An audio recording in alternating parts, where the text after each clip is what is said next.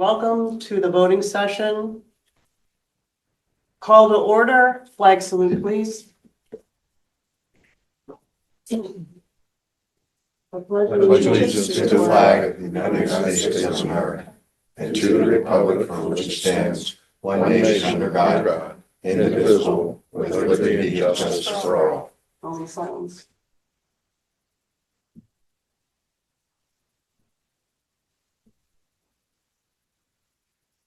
Thank you. Is the sound on? Because I've never heard the recording in progress. It says it's recording. It's recording. You okay? Okay, Thank you for asking. okay. Before we begin with the roll call vote, I'd just like to say that on December 4th, the board had an executive session meeting after the meeting from 9:38 to 9:58 p.m. We discussed legal issues pertaining to a lawsuit and a transportation issue. Thank you very much. A3, roll call vote, please. Dr. And Baldino, roll call. I'm here. Ms. Bozhart. Here. Mr. Cannon. Mr. Johnson, Here. Ms. Kramer. Here. Ms. Lynch, Here. Mr. Miller, Here. Mr. Rodriguez, Here. I can't hear. Mr. Staff. Here.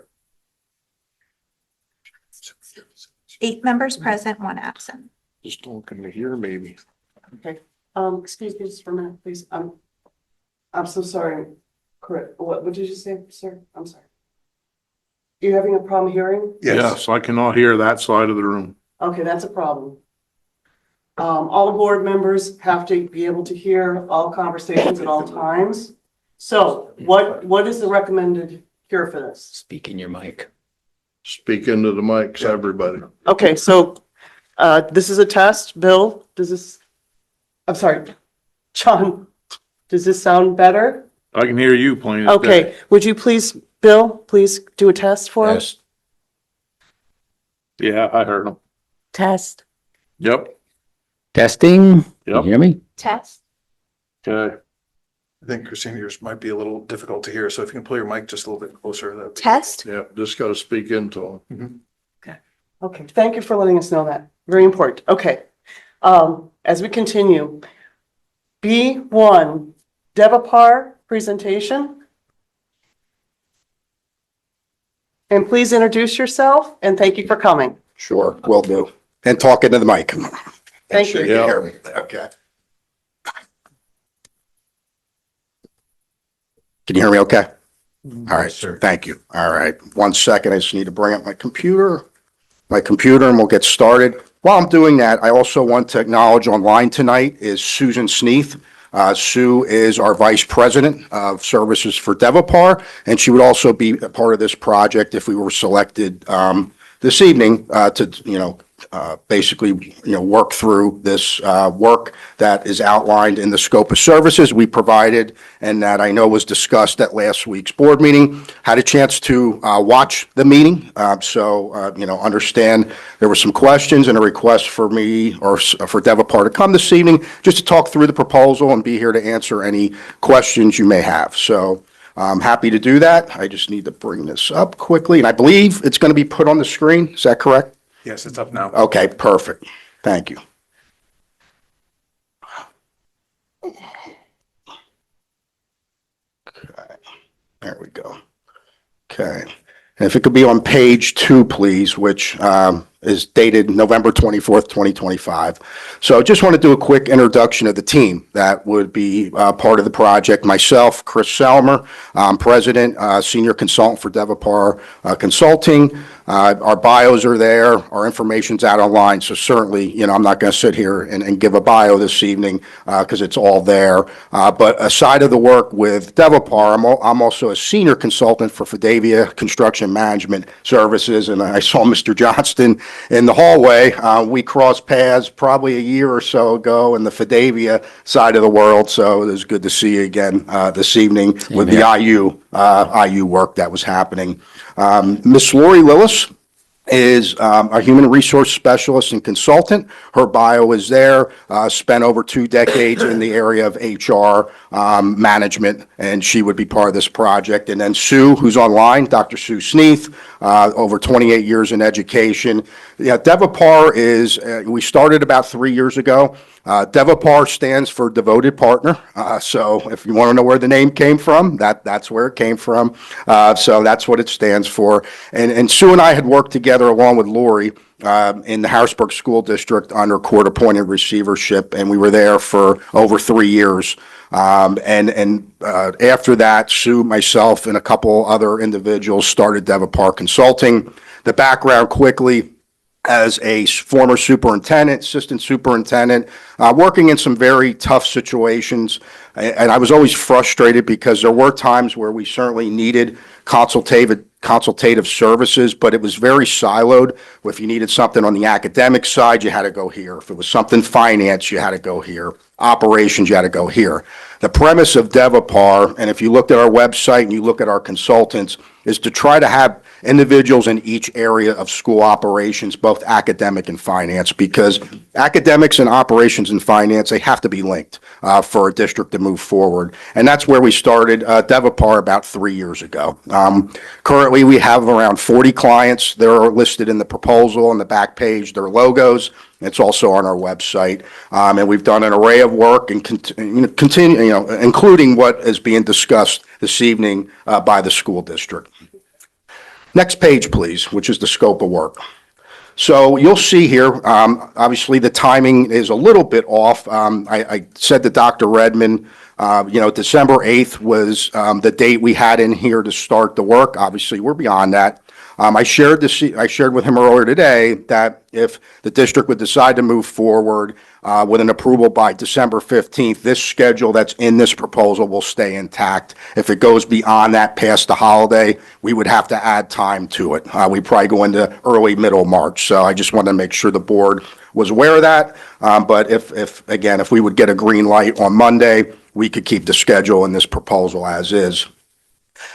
Obviously, this is a very, very tough conversation when you're talking about a loss of enrollment. You're talking about staffing. You're talking about evaluations based on that loss of enrollment. And obviously, it's not a fun topic. I'm sure there's a lot of people online tonight, listening into this, wondering, what are the next steps? What are the potential ramifications if you do go with DevaPAR and we provide recommendations for changes, at the end of this process? So I don't take this, or our team doesn't take this lightly.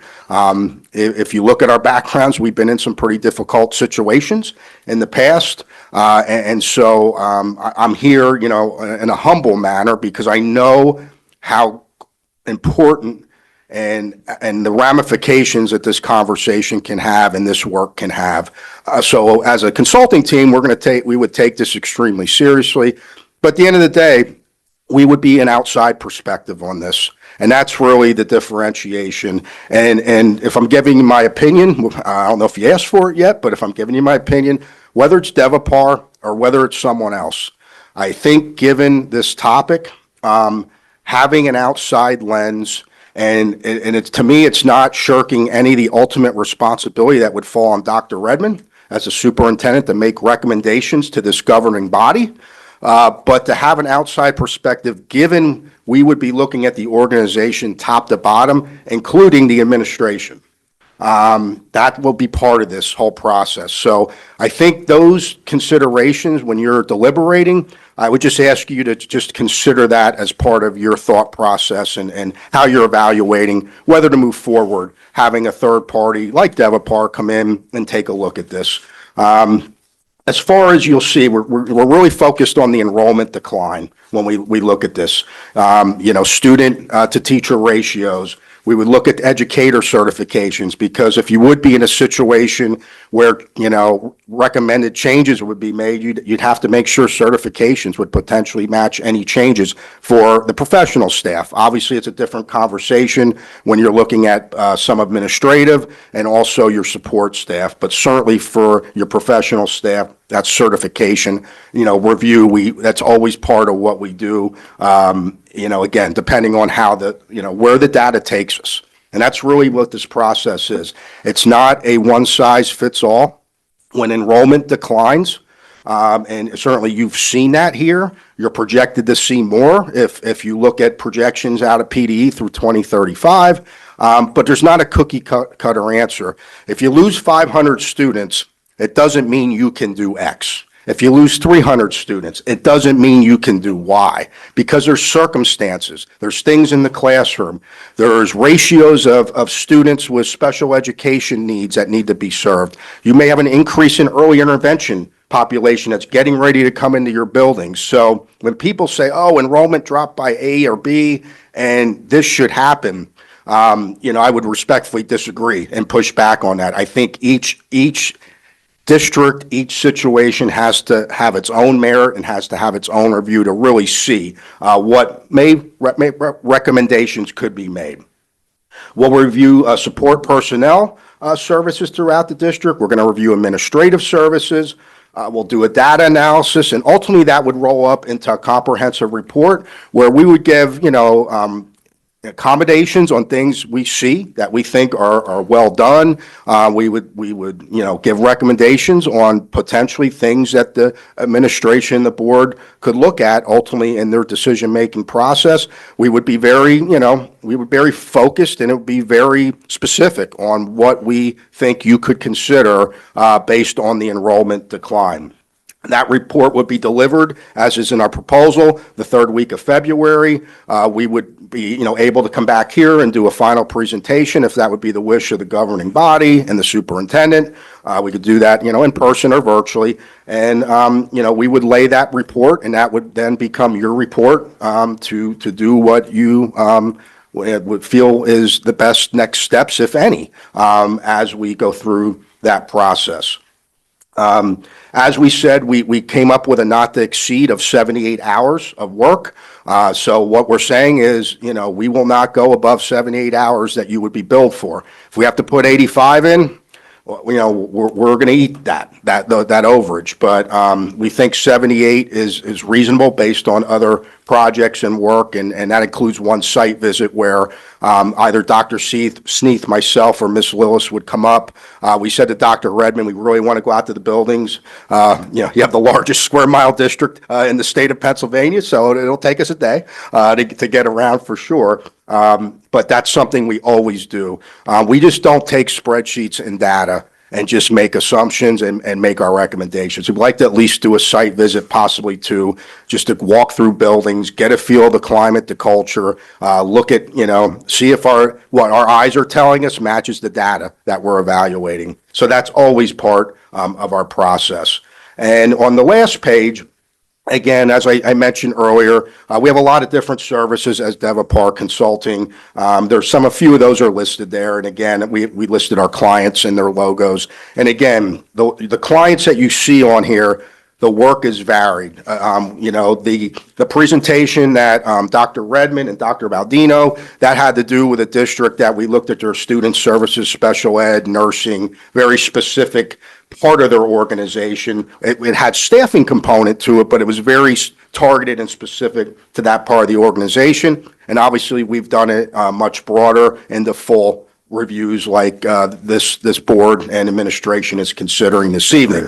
And so I would like to I know Dr. Sneath, you're on. Would you like to make any comments or say anything to the board and administration? Dr. Redmond. Good evening, everyone. I'm very sorry I can't be there in person tonight, but thank you so much for taking the time to speak with us. Chris did a very nice job explaining our processes. My role in this would be to really take a look at the teaching and learning aspect and the academic programming side of the house. To make sure that it's staffed appropriately, that, we have no idea what we would find, but we will be very, very straightforward and genuine based on the numbers of students and the numbers of teachers and support staff that are in place and the goals of the district to make sure that you continue to thrive and grow as a school district. So thanks so much for having us and for your consideration. Thank you, Dr. Sneath. Appreciate that. Again, the last thing I would say is, we're working in about 40 school districts. And I know this is a tough, discussion potentially. And we've never been voted down. Never been voted down. I watched your board meeting last week, and I know there's a lot of conversation. And I'm not here to, push against that or say anything. What I'm going to ask is that, as you deliberate, again, I don't want this to be our first proposal that gets voted down, because we, as a company, we've done, our reputation is really critical to us. And so we responded based on a request. We put a lot of time in it. We took a look at the district. And again, it's in front of you for your consideration. But again, if you're not united in this, so to speak, what have you, obviously I can't tell you what to do, but I'm asking respectfully just to consider that. I don't want to have to be out at other clients explaining why Keystone voted us down when really, I think we delivered on the proposal. We delivered on what was asked of us. So I just appreciate that consideration as you deliberate and make the decision. And thank you for having me, and I'm happy to answer any questions that you may have. So thank you. Thank you very much. We can go around, so please, if you have any questions, please offer them now. Would anyone like to ask a question? And I apologize for the cough drop tonight. Like I said, I'm under the weather, so I apologize if I didn't come through clearly as well. So, yeah. Okay. No questions on the floor. Okay. Thank you so much. Thank you very much. Susan. Thank you very much. Dr. Redmond, I'll just wait to hear from you tomorrow, and you just let me know, and we'll go from there either way. So, okay, thank you all for having me. Have a good evening. Thanks so much, everyone. Have a wonderful holiday. Thank you. Safe trip. Thank you. Appreciate that. Item C1, hearing of visitors. Christine states there's no one signed up. Thank you, Christine.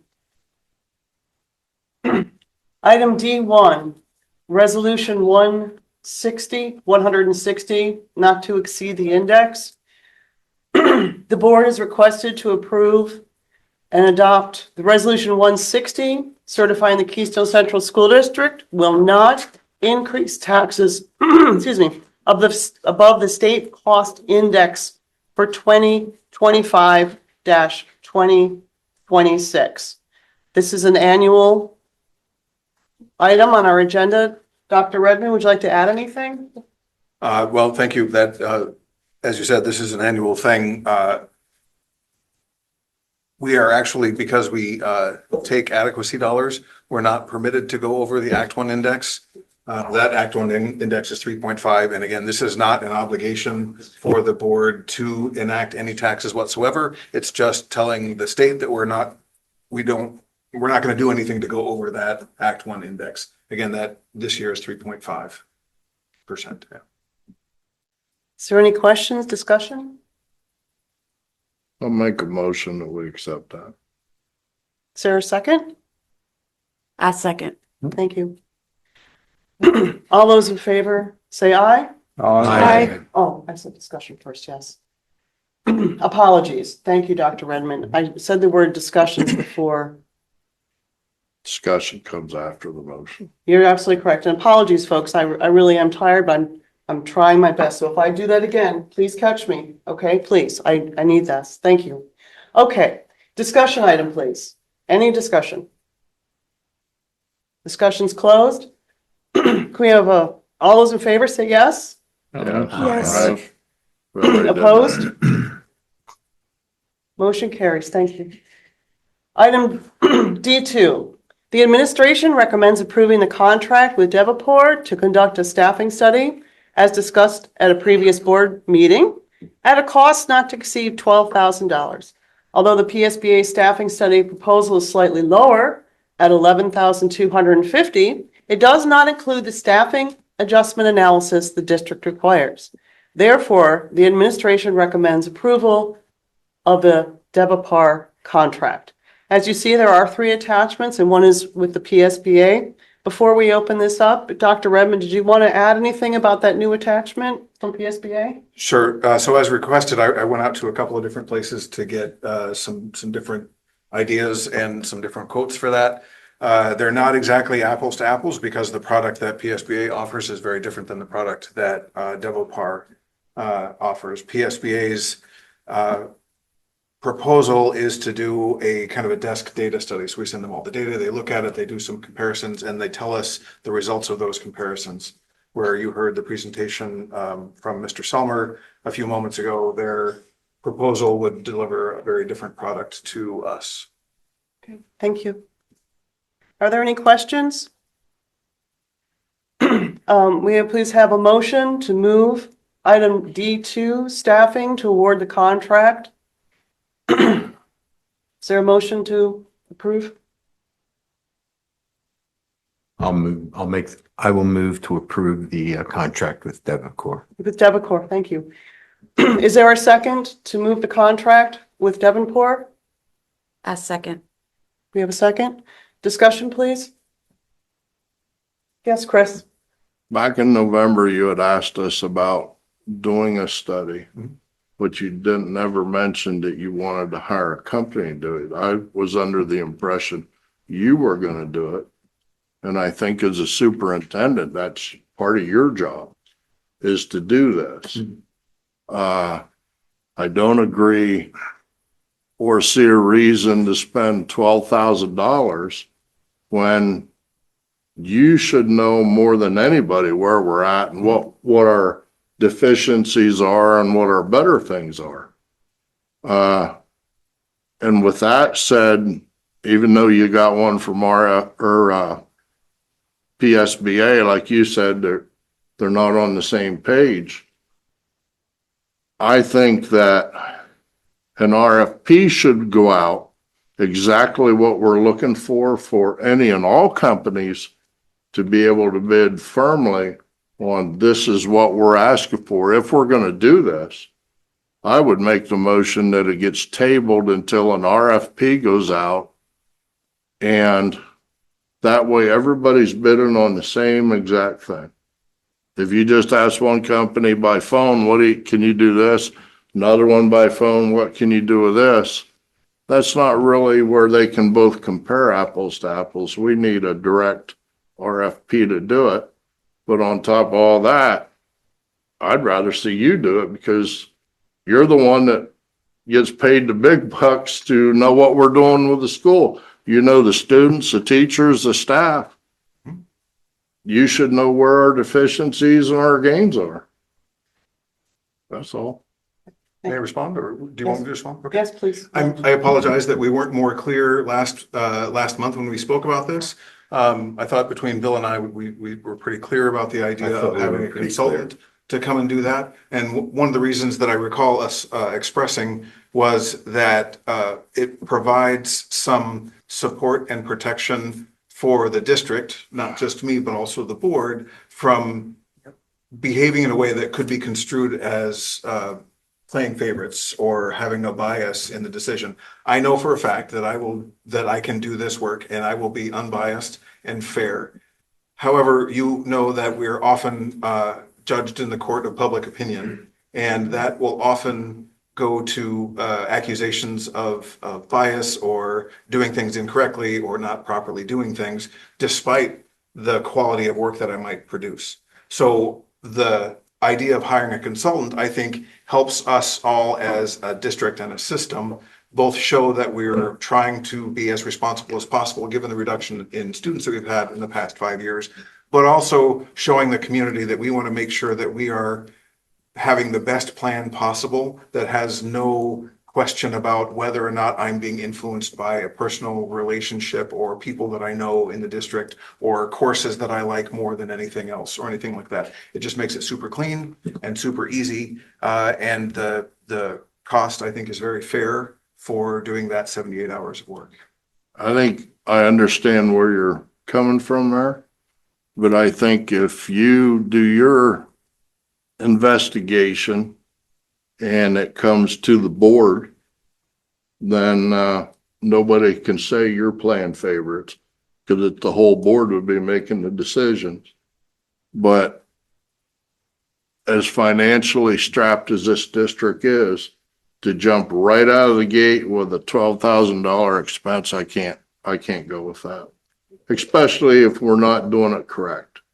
If we're doing it correct, we would get RFPs and do it the right way. I'll disagree with you on that one because by state law, anything between, I can't remember, anything less than, I think, $18,000. Right, And over $10,000, we do phone bids for it.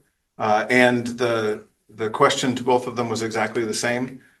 In terms of what I was looking for, they just offer a different product. The work that they do is substantially different. I understand that, but still, I like the idea of getting competitive bids. Okay. You done? I'm done, yeah, Okay. sorry.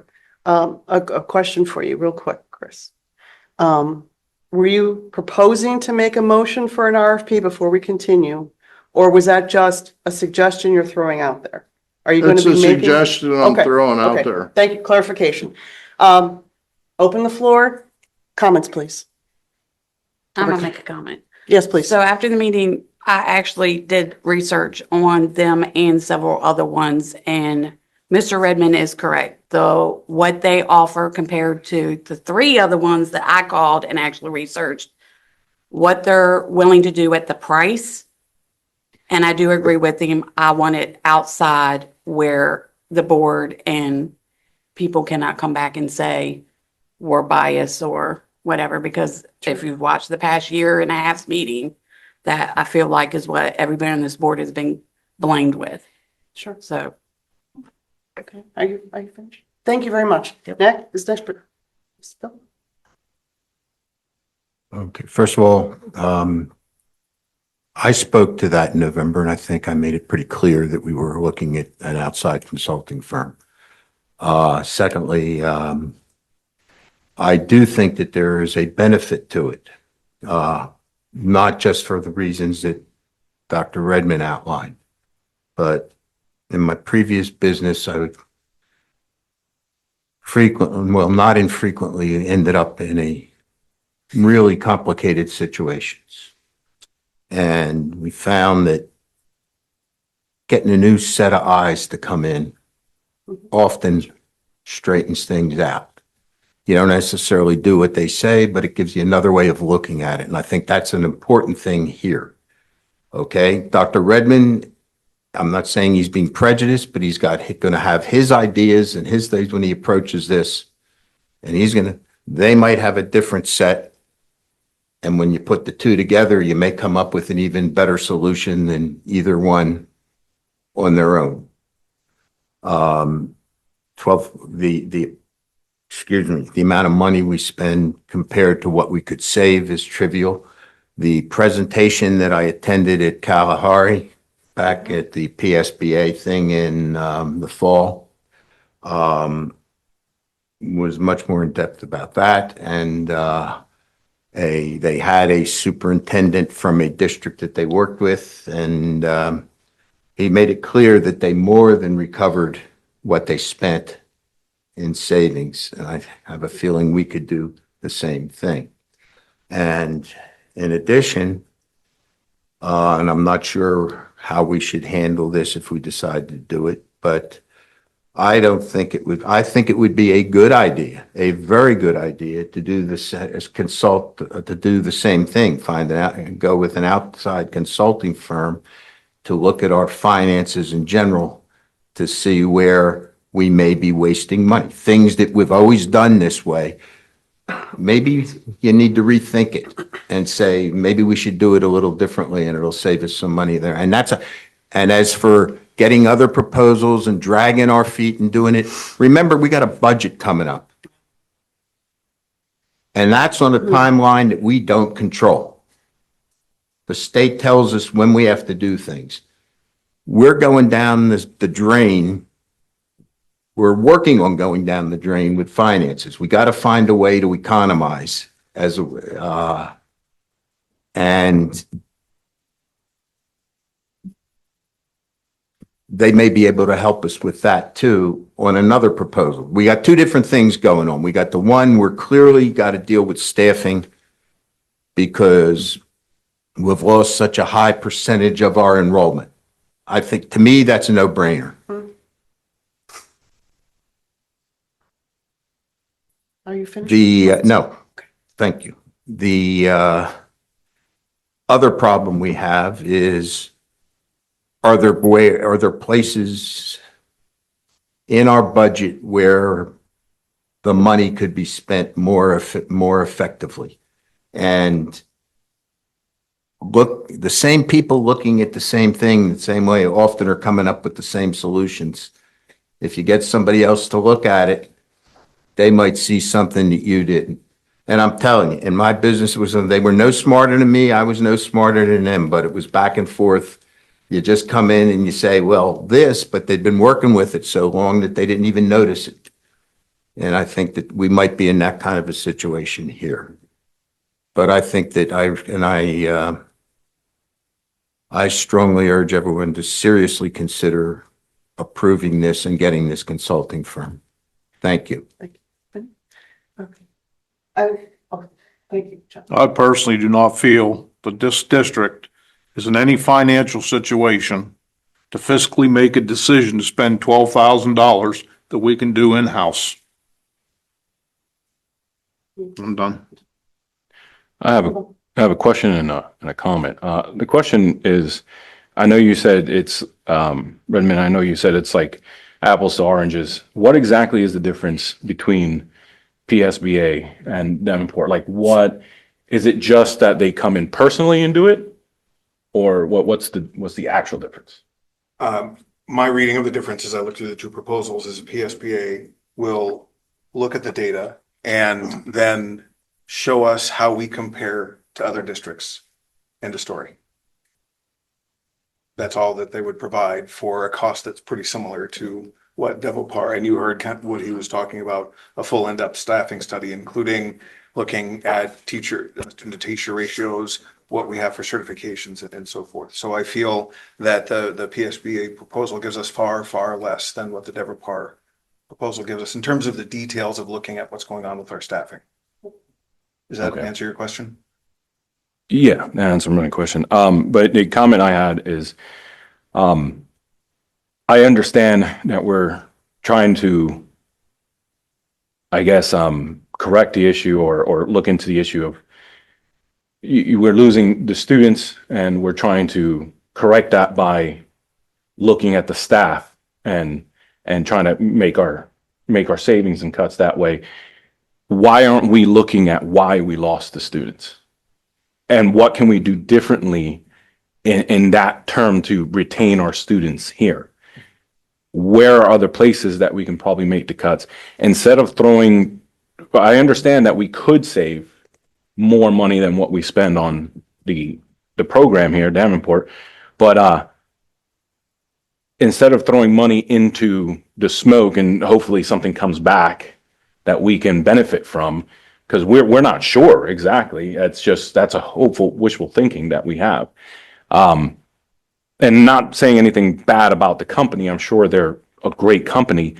It's just right now us spending that money in hopes of saving some money when there's other things that we can trim out or look for in-house that we can for sure fix. I feel like we should retain that money and use that in-house somehow. Yeah, go on. Okay. Other comments, please? Discussion closed. Oh, I'm so sorry. Bill? I'd like to point out that Mr. Rodriguez brought up two different questions, and the distinction is very important. We have a problem now. We've lost, what is it, 10%, almost 10% of our student population? It's closer to 15%. but 15, okay. That's a problem we got to deal with.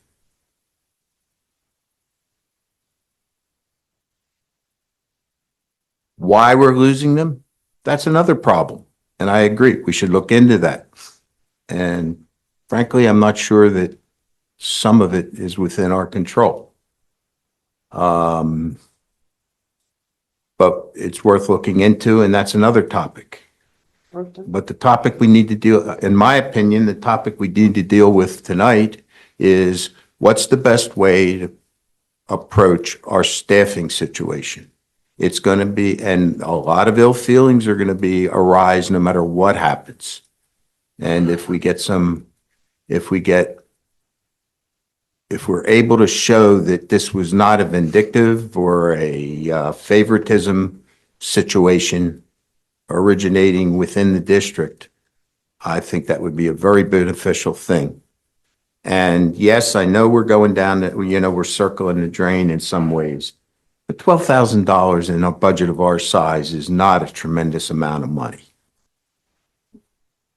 Be realistic. Be realistic. And that's why it's under the limit for where you need to come to this organization for approval. We're really going to be in trouble if we try to control the nuts and bolts spending. That's nobody that I've spoken to in the corporate world even considers that within the realm of possibly being in any way beneficial. That's it for me. Thank you, Bill.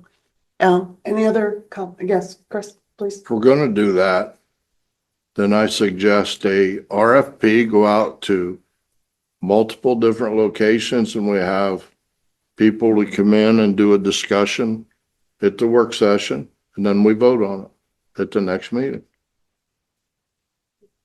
Let's hear what some other people have to say and see what different price ranges we get.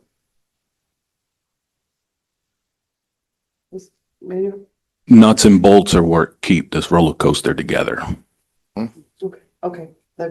The focus tonight, thank you. The focus right now is on the proposal in front of us. Is there any other discussions, please, on the DevCorp before? Yes, please. Dr. Redmond, just a question. I think one of the points that has not been mentioned here is if you're going to do that, a study, regardless of who does it, aren't we on kind of a tight time frame here to get this thing done? I know if you look at Devopor's time frame here and their proposal, I think they were going to get this thing rolling right away. And I mean, I know you have to make some major staffing decisions with the budget in mind, coming probably in early March or sooner. And I'm thinking if you're talking about any kind of staffing changes, that would have to be sooner rather than later. Am I correct or not?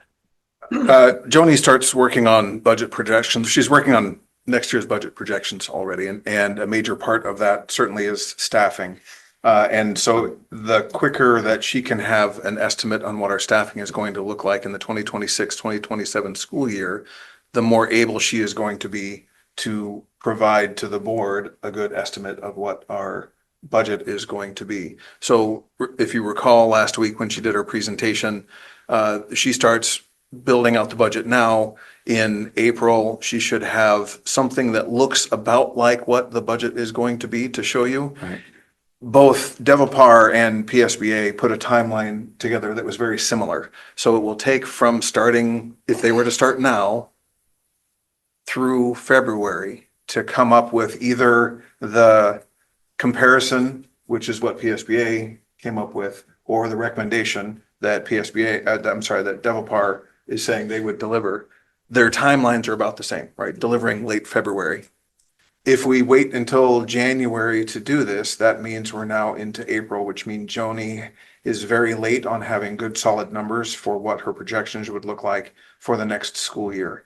So there's that part of it, which is a concern that you brought up. I would add to that the staff who may be affected by any potential change in staffing would be pushed further on into the year in terms of trying to find employment elsewhere, if that's the way we end up.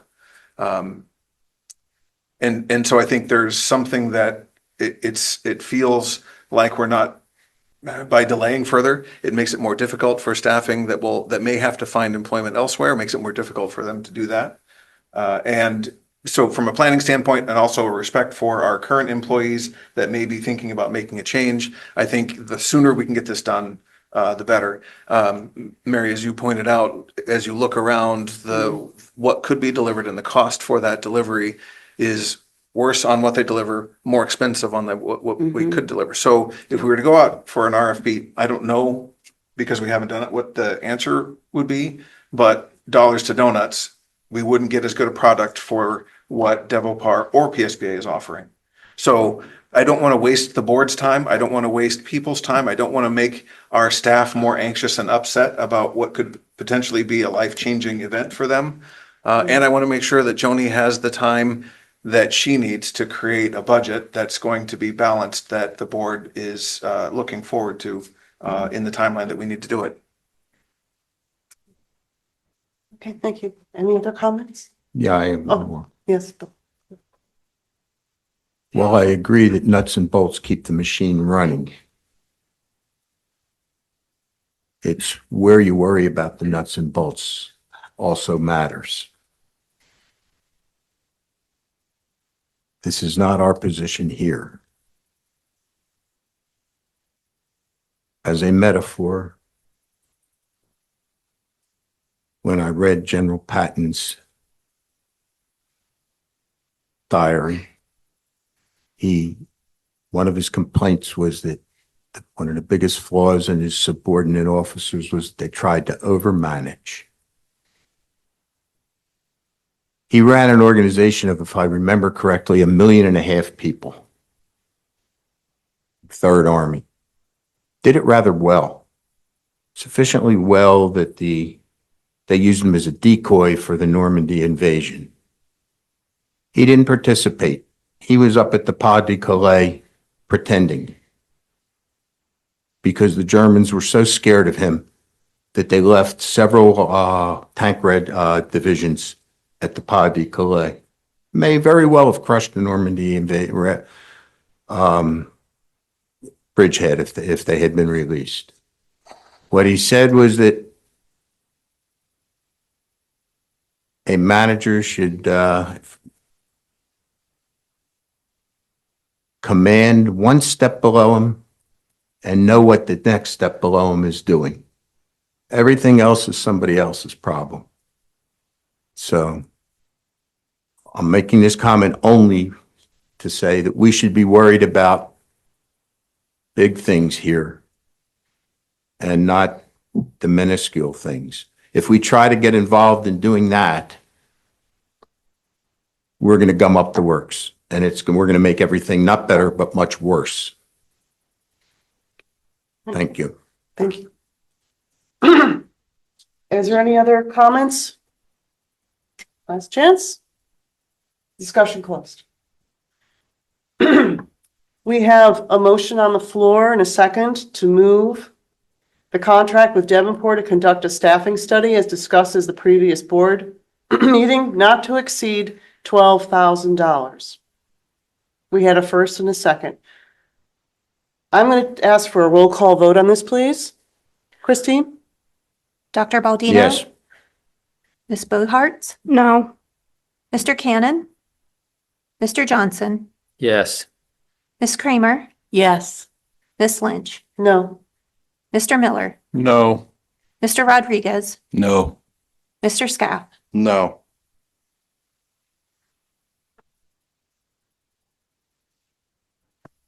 Three yeses, 5 noes. Motion doesn't pass. Thank you. If I may, as the board president, just make a comment, please. Speak into your mic, will you? Oh, thank you. If I may just take a moment, please, as the board president. It's my job to stay neutral. I don't have an option. But I want to thank everyone for all the work they've done. And if this topic comes up in a different manner or something in the future, we're always here. So thank you. Next item, D3, 26-27 school calendar as presented. It's with the recommendation of the administration for the school board to approve the calendar as Motion, presented. motion to approve. Motion approved. Do we have a second, please? Second. Okay. Who's Is that first? Well, Who got it? Mr. I'll Rodriguez? take it. Okay, thank you so much. We have a first and a second. Any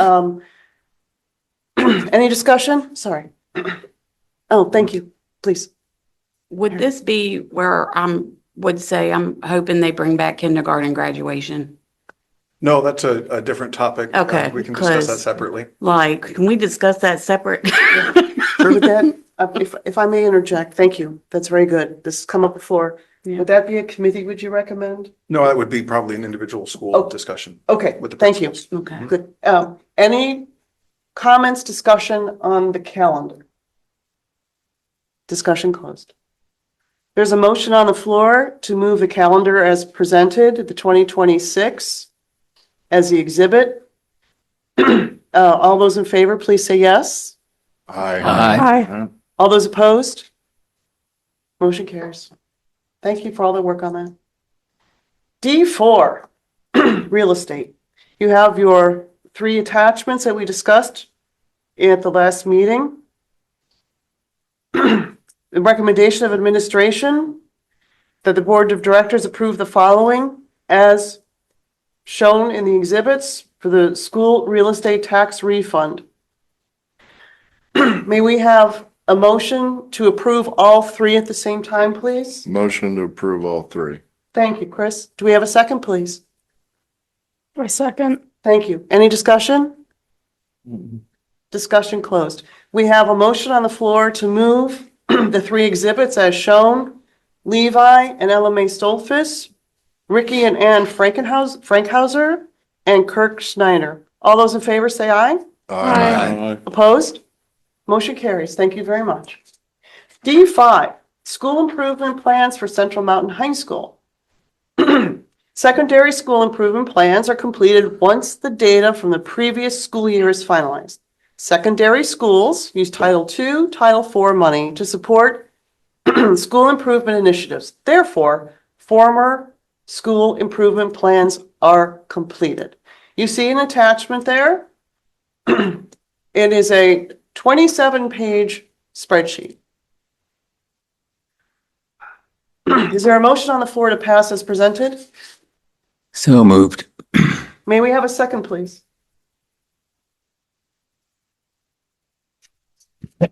May we have a second, please? No second? If I may, Oh, this is a requirement by the state that we complete these school improvement plans. And the board has to approve the plan. If there's specific feedback that the board has to change it, remember, we can't change the format. That is decided on by PDE. We don't really have any control over that. The topic is also decided on by PDE. We don't have any control of that. This is it's a formalized process that PDE puts in that is very tightly controlled by them. So if the board is not willing to second this, may I please have some feedback so we can make adjustments in the constraints that we have in order to get this passed, which again is a requirement of the school district to complete this and send it to PDE. oh, go ahead, please. When does this have to be in? The end of this month. The end of this month? So if you don't pass it now, we're calling a special meeting next week with whatever changes. Should the curriculum committee be involved in this and run through a meeting? We don't have time for that. So I mean, Well, I'm asking because, So, I yeah. mean, we've had Okay, time. please, I'm so we sorry. haven't because What's, again, please, I'm sorry, excuse me, sir, please. I'm sorry, Chris, now what's your question to Dr. Redmond? I'm sorry, I missed that. Is, should the curriculum committee be involved in this? And if, like he said, yeah, but they haven't been, then why not? Why didn't we start on this earlier? as was mentioned, if I may answer. Please, If please, we go ahead, thank mentioned you. last meeting, we got the information from PDE at the end of November. We have until the end of December to do this. There hasn't, so we have a curriculum meeting scheduled for Monday, which we don't have any topics for at the moment because this was expected to be done by now. So again, if the curriculum committee were to be involved, the timing wouldn't work out to have it go to a curriculum meeting and then come back to the board. Okay, so Madam President, Oh, I'm so sorry, just, I'm Go sorry. ahead. You don't, thank you, go ahead. I please. will second the motion. Okay, okay, so now we have a first and a second. Now we officially have a discussion. Is there any other comments regarding this issue?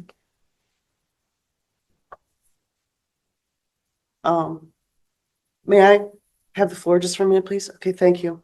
Again, I have to stay neutral, but I will say this. This might be an interesting thing for the curriculum committee to consider. Not to change anything that you see as presented, because as you heard, the state gives the district approximately 30 days. So if you're looking at not the form, but if you're looking at what's placed in the form, the curriculum committee could say, well, we would like to see other percentiles added to that, or we would like to see X, Y, and Z. Or if you have questions on this particular form, that might be a great place to discuss this, is the curriculum committee. So there might be a better understanding of it. It could be a learning experience also. So be that as it may, we have a first and a second. Any other discussion before I close? If I may. Oh, yes, please. And as a reminder, this is specifically towards attendance and even more specifically in that increasing the level of attendance for students with disabilities. Mhm. So I just want to make sure that the plan Okay. is specifically for that. Mhm. Yeah. Oh, go ahead, please. the Question. last person on the list, Randy Zangara, is retiring, or not retiring, he's resigned. Mhm. So who's gonna fill that spot, or is that gonna be left empty? On the last page, I'm sorry, let me get down to And he's just because I'm sorry, go ahead. Oh, I'm sure. what, I'm sorry, can you tell me what you're referring to again? On page 3, Oh, page 3. the steering committee, Mhm. the last person on it is Randy Zangara. Yeah, going forward, that will be me. Okay. Okay. Mhm. Is there any other discussion? Any other questions? Okay, thank you very much. Discussion closed. So we have a motion and a second on the floor to move the secondary school improvement plans as presented. The data from the previous school year is finalized. Secondary schools use Title II and Title IV money to support school improvement issues. All those in favor of the report as presented, please say yes. I, All those opposed, say no. Thank you. Item D6, appoint the Keystone Central School Board Tax Collection Committee Delegate and 2 alternates for 2026. Resolution 168.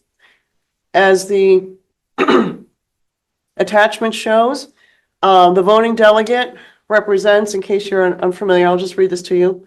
On the attachment, there's 3 different slots for the Keystone Central School District Board's delegate. The delegate is a representative for the school district. Number 2 is the first alternate. The first alternate would replace the voting delegate if they are unable to attend what they call the TCC meetings. And the third one, number 3 is the second alternate. And in the past, we've never had a second alternate. But the second alternate would only vote at a TCC committee meeting if the voting delegate and the first alternate were unable to attend. So be that as it may. Is there any questions about the attachment or the earned income tax collection committee delegates? Okay, may we please have a motion? We need a motion to We need a motion, please, to appoint the Keystone Central School District Board's voting delegate for the TCC. May I please have a name for the voting delegate only? I make a motion that you be the voting delegate because you've led the charge on the taxes in TCC for the last year and a half. Okay. Do we have a second nomination for the voting delegate for Keystone Central School District Board? I'll make a motion for Chris Scaff. Okay, that's for the voting delegate. Do we have any other motions for the number 1 voting delegate for the Keystone Central School District Board members? School Board, yes. For which one? just for the voting delegate, we have 3 different slots we have to Right. fill. So you're on the second. No, we're on the first one. Oh, okay. And then, John, you, I don't want to be the voting delegate. okay, so Chris declines. We have one candidate. Elizabeth, is there any other nominations for the voting delegate for the Keystone TCC? Okay, nominations closed. I would like to just proceed to do a vote on the first one and then proceed to the second one and then so on and so forth to keep it simple. Is that all right with everyone? Okay. We have a motion on the floor to appoint Elizabeth Lynch as the Keystone Central School District Board member voting delegate for the TCC effective immediately. All those in favor say aye. Aye. Opposed? Motion carries. We have for this next second one, we have a first alternate voting delegate for the TCC. Do we have any nominations, please? I make a nomination or a move to make a nomination for John. John. Is coming back. Do we have any other nominations for the first alternate voting delegate for the TCC, please? Nominations closed. We have a motion on the floor to move John Miller as the first alternate voting delegate for the TCC representing the Keystone Central School District Board. All those in favor say aye. Aye. Opposed? We have one opposed? Okay, thank you. Number 3, we have a second alternate voting delegate for the Keystone Central School District Board, TCC. We have nominations, please, for the second alternate voting delegate. I make a move and nominate Mary Kramer. Do we have any other nominations, please?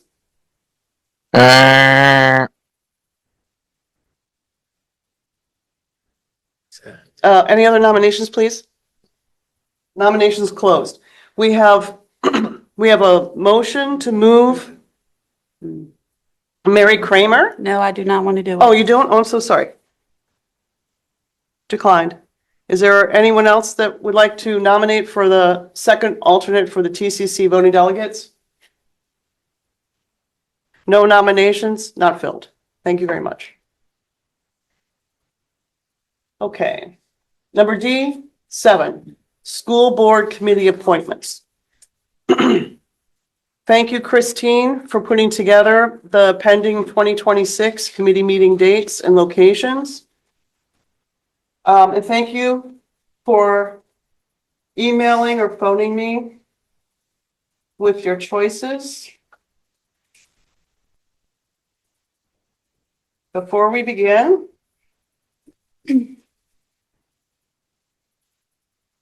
I first want to let you know that Christine did look at the calendars, thank you, to make sure that they weren't conflicting with anything, the school, potential holidays, etc.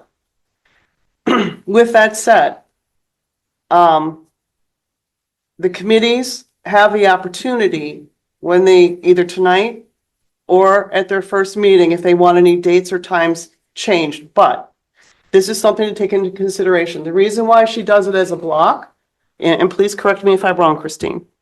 The reason why it's done as a block is when she puts in the public press release to the newspapers, etc., she's paying for one submission only. Now, with the understanding that as the year goes on, something may come up and the committee may need to meet, or maybe they'll decide to cancel. If they decide to add another meeting, well, then Christine needs to have plenty of time to have it posted with the newspaper, etc. Same with if it's canceled.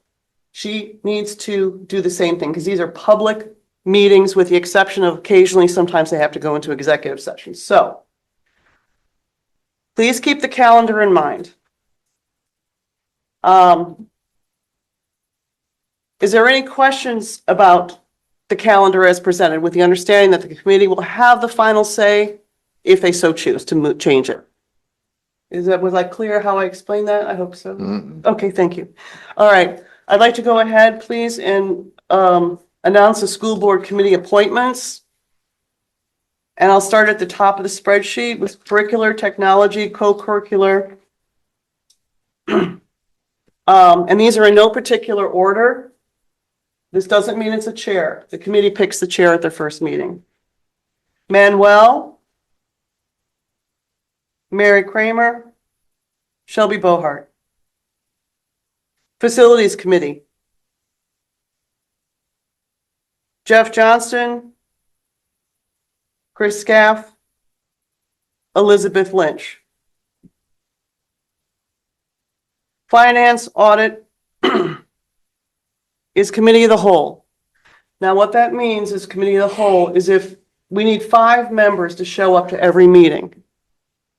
Now, if 5 members do not show up at a Committee of the Whole Finance Committee meeting, that means there is no official committee meeting, but they are still allowed to have a work session.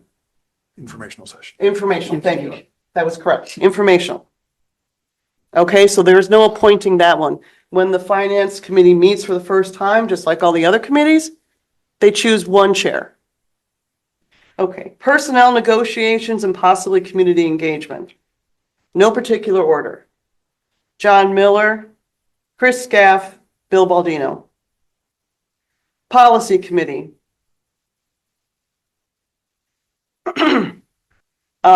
John Miller, Chris Scaff, Elizabeth Lynch. Safety and Security IT. No particular order. Chris Scaff, Manuel, and I've been picking up every third slot. So I just want to let you know that there's still the third slot here. And before I pick up another committee, which I'm more than happy to, is there anyone that would like to pick up that third slot? I do, because I do not want curriculum. Oh, okay. Mary is the third person on safety and security IT. So it's Chris, Manuel, Mary. Now curriculum.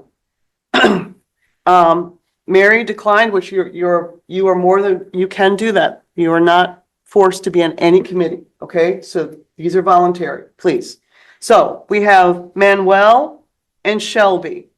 Do we have anyone else that would like to be on the curricular technology co-curricular? If no one does, I will step up to the plate, no problem.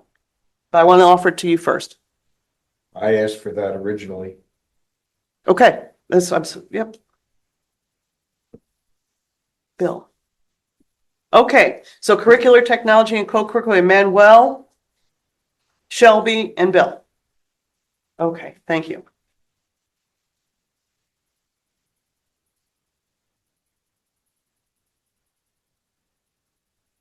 Again, when you look at your calendar, it's a lot to process right now. But if you decide you want to change any of these dates or times, when is the latest that you would need to know? We should post that at the end of next week. End of next week. When you look at the one that she sent out, okay, and you know what committees that you've chosen to be on and you're appointed, could you please just take a moment to help Christine out if it's a major conflict with any of these? Especially the day of the month and the time of the day. That's really the most critical. Elizabeth, Mm-hmm. there's been a lot of conflict over this, and I have to listen to the people that have talked to me over the years, or the last 2 years, I should say. And most people want to come to these, but most of them are scheduled during the day when they're working. And I think that we should really look at having some of these meetings in the evening, simply for the fact that parents want to come to them, they want their input heard. I've heard from many parents that we foot the bills, but the meetings are at a time where they can't get to them to come say something. And I know we're gonna have parents that or say, well, I work at night, but we've never had them here in the daytime either. But I think that our I think that it's worth taking a chance to see if we could get more of the public since they pay the bills to come if the meetings are scheduled for evening.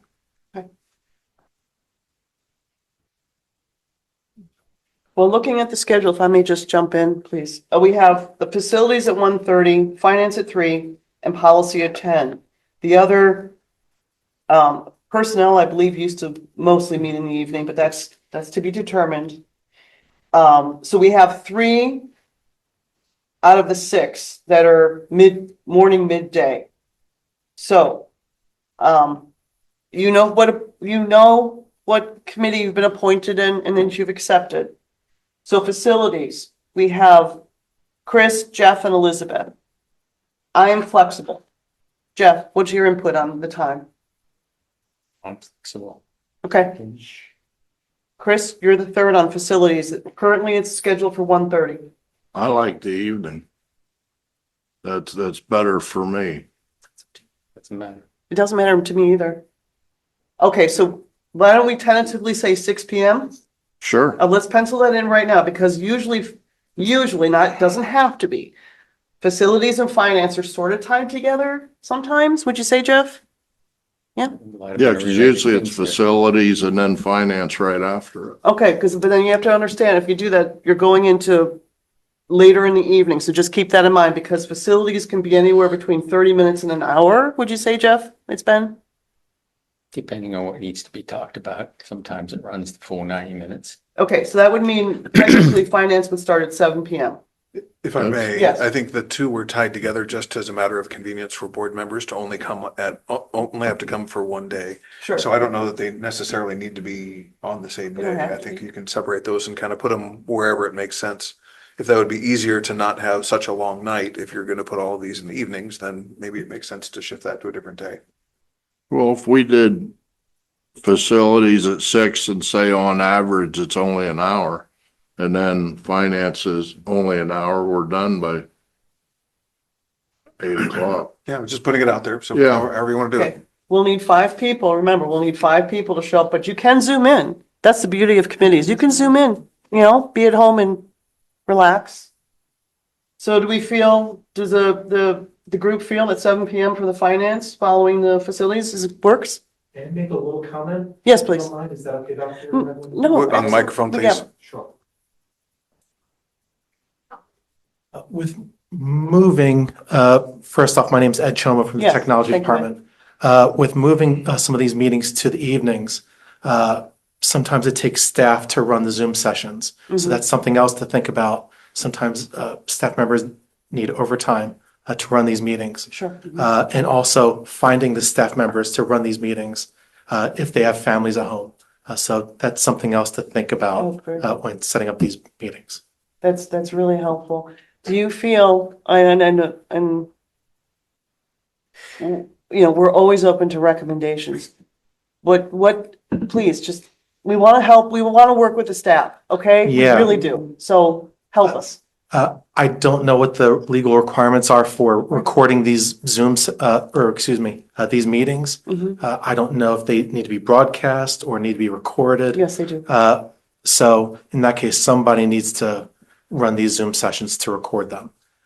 And I think with all the other extracurricular activities occurring, lots of concerts, sports activities, and all these meetings, it might strain the technology department when running these meetings. Potential unnecessary conflicts. Yeah. Okay, Can I ask him a question? absolutely. Isn't it just as easy as hitting the button on there on the main pad and turning them on? It absolutely is. Okay. Every once in a while, though, for example, tonight, running, sharing the PDF document for that company, and then other different presentations. Sometimes that takes a little bit of technical finesse, and if people are not used to that kind of thing, sometimes it takes a technology department person just for a second set of eyes. Because I know at one point in time, we had a problem at the policy meeting and you were able to get a hold of our guy at home and he just bip, bip, bip, and it was done. Yeah, yeah. One of the issues with that is there's by contract, if we have them work in the evenings, there's a minimum 2-hour call out on that. Okay. That was very helpful. Thank It's you. helpful. Thank I you, just Ed. still got to answer to people that want to be here. Okay, so facilities is tentatively 6 PM. Do you want to keep finance during the 3 PM or 7 PM? Keep it where it is. Okay, 3 PM. Finance is at 3 PM. The other one that's during the day is policies, meets at 10 AM. Policy committee members are John, Chris, and Elizabeth. Personally, I want to remain flexible, but to be honest with you, that particular time of the month, 10 AM works really well for me, but I don't want to stand in the way if the other two committee members want to change it to an evening. I'm fine with that. I'm fine with it then. Okay, policy remains at 10 AM. Okay, so the only alternate change that we have here, I just want to confirm with everyone, is facilities then will be at 6 PM and not at 1:30. Is that good? Okay, Christine, is that, Yeah, can you just let them know about those 3 dates that were proposed change? would you please send that to them? Yeah. but Yeah, can you yeah, just let them know? yeah, well, absolutely. No, that was very good. Thank you, Christine. When Christine coordinated with the planners, with the calendars, the January 20th meeting for the curriculum co-curricular. Okay, now this is Manuel, Shelby and Bill. January 20th, there was a date change. And the new date change is February 17th, correct? The 20th, January 20th and February 17th. Yeah, January 20th and February 17th. Correct. Those are not the third Monday of the month. Okay, but Okay. Christine will send out the regular calendar. I'll send out, and then there's one on safety and security that needs to Mhm. be changed. Yep. And then under safety and security, we have Chris, Manuel, and Mary. And August 13th, because of the day of the month, she did change it. So there's an August 13th date change. Otherwise, everything else is the same. So you'll have a chance to take a look at that. She'll send it So out. are we getting rid of August 21st then? Yeah, that's a, right below that, correct? That's a Thursday below. Mm-hmm. Yes, we'll get rid of that. Okay. All right. Thank you. That was a lot to get through, but you did a terrific job, everyone. Thank you very much. So D7 is set. Thank you for I don't think everyone. We made a motion to approve. These are just appointments by the board. Okay. I'm sorry, by the board president Okay, per policy, okay. but thank you. D8, school board retreat. I added this to the agenda, so thank you, Dr. Redmond and Christine for adding it also. The school board retreat, for those of you who are not familiar with it, it's sanctioned by the law. You can have 1, 2, 3, 4 per year. Board retreat is a non-voting, non-deliberation meeting. It's specifically set aside to help with training, if you want a special type of presentation. But quite honestly, I did send out an email discussing this, and there may be some topics that are more important right now than others. And one of them is we all want all board members to have equal access to all information at all times. And when you come on the board, getting a couple of little discussions going on some very foundational things can be very helpful, and it might take away from some frustrations. So I'd like to offer, if there's interest in a school board retreat, it can be a weeknight. You can Zoom in, you could be in person, or a Saturday. Sundays, I don't believe are conducive to, yeah, okay, thank you. So be that as it may, with the holidays, I would very much like to set up the board retreat as soon as possible. And I did send out the tentative December dates, but if you feel December is not a good month for you, and also I wouldn't want it to be any longer than 4 hours. Sometimes they go 8 hours and I'm not You know, or it could be 2 hours. You could say, let's just do foundational issues for 2 hours. Okay, this is your board retreat. I just help set the agenda with input from the board. So, would anyone like to have a board retreat December 13th or December 20th? Or would you rather have it on a weekday after or before the holiday break? What is going to be discussed at this board retreat? I had said a few weeks ago that I'd hate to see it be like what Bill and Tom and I got. We were 3 months into it, and I agree it has to happen. But I think for the new board members to get the best bang for their buck, Right.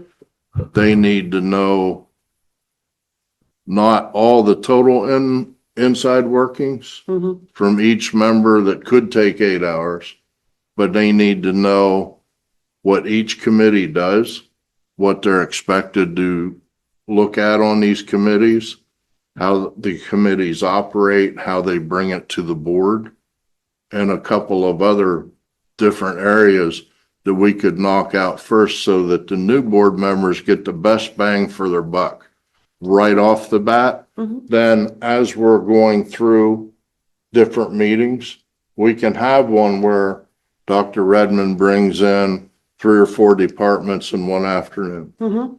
And then another one, because when we did it, it was very overwhelming Yeah, to we don't try want and do this all day. You agree, Bill? You finished? Yeah. Yeah, okay. I didn't want to, yeah. My take on it is a little different. By the time we had that so-called retreat, we were going through things that had been brought up multiple times, and I found that annoying and a waste of time. What we do need to do, I think, and I mean, I differentiate it. To me, if we're going to have a quote, school board retreat, it's mean we get in a room and we hash it out amongst ourselves, what we want to do, what we want to talk about. And nobody gets their feelings hurt. Right. No matter what's said. If you're going to get your feelings hurt, you're better off not going. The other thing that we need, and I know Dr. Redmond's been working on, but there seems to be some resistance to it, is an onboarding thing for the new members, which I think would be very helpful. We kind of had to do it,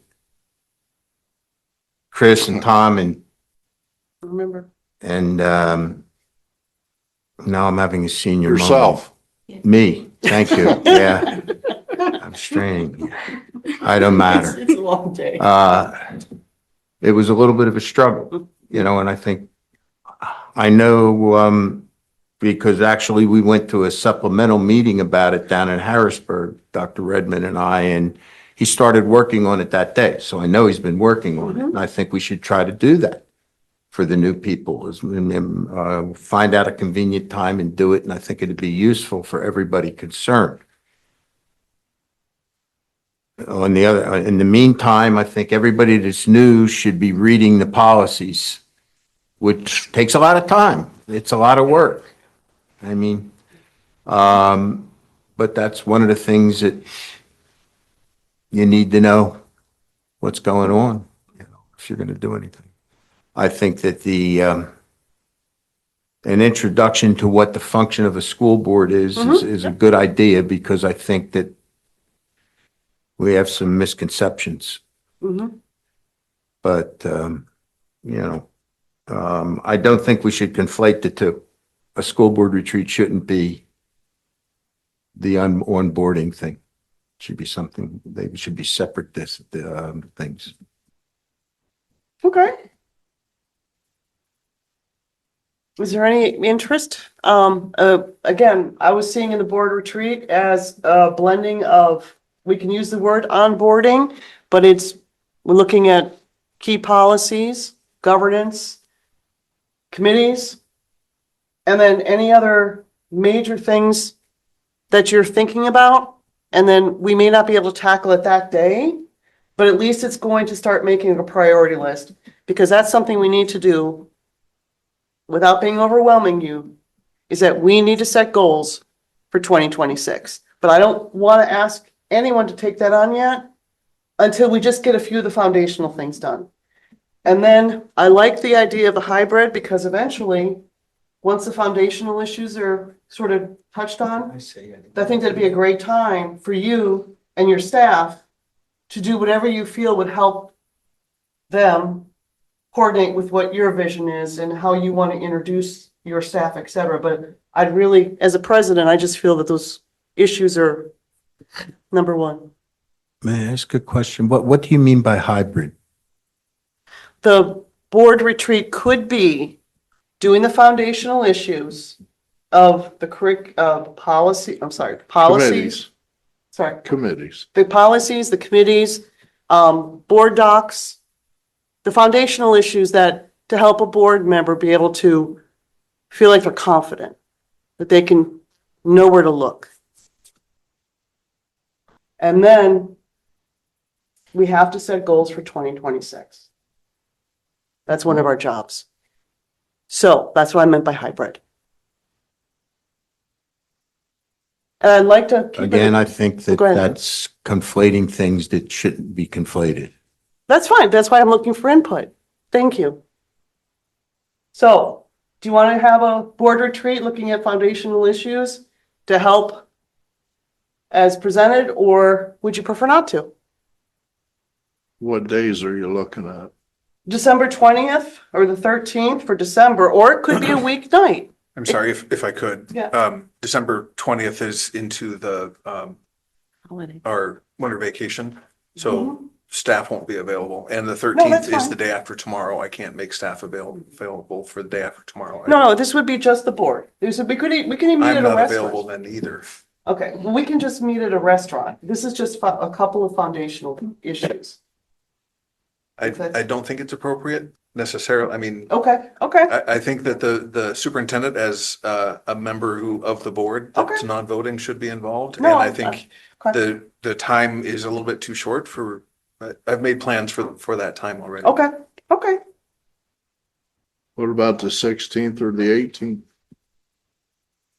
16th is the comprehensive plan. They're meeting that night. Thursday, the 18th is open.